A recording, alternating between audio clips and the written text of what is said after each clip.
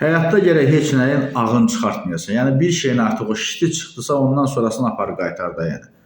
Deməli, Samirə Əfəndi adlı bir müğənni yeri gəlmişkən Avroviziya təmsilçimiz olub, 20-ci yeri tutub, yəni qalib olmayıb, üçlüyə düşməyib. Qazaxstandakı musiqi yarışmasında erməni iştirakçını bağrına bastı, 12 bal verdi, yaxşı elədi, əcəb elədi, tənqid olundu, təqdir olundu, bunu özü bilər. Amma məsələnin başqa bir tərəfi var, yəni o ağ eləmək tərəfinə gəlirəm. Deməli, erməni bloger Bella Babaxanyan Samirə Əfəndini demək olar ki, təhqir edib. Nə deyib? Bildirib ki, Paşinyan və Əliyev sülhdən danışandan sonra nədənsə Azərbaycanlıların hamısı sülh tərəfdarı oldu.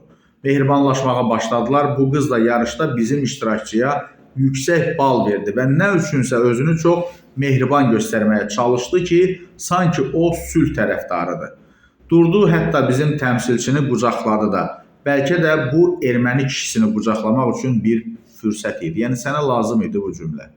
Deyəcəksən ki, bu ermənilərin sifətini yenə o gördülər, nə elədi. Onsuz da 40 ildə, 50 ildə, 100 ildə, əsrlərdir gördük də.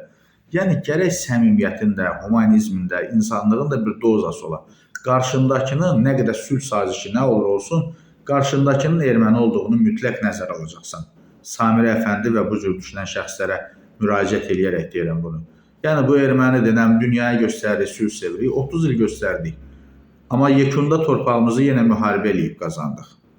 Yəni bunlarla keçmir. O sülh sazişi filan indi bu rəsmiyyətdir filandır, siyasi səviyyədə olunan söhbətlərdir. Amma yenə nə deyərlər, o ürəyimizdəki ürəyimizdədir.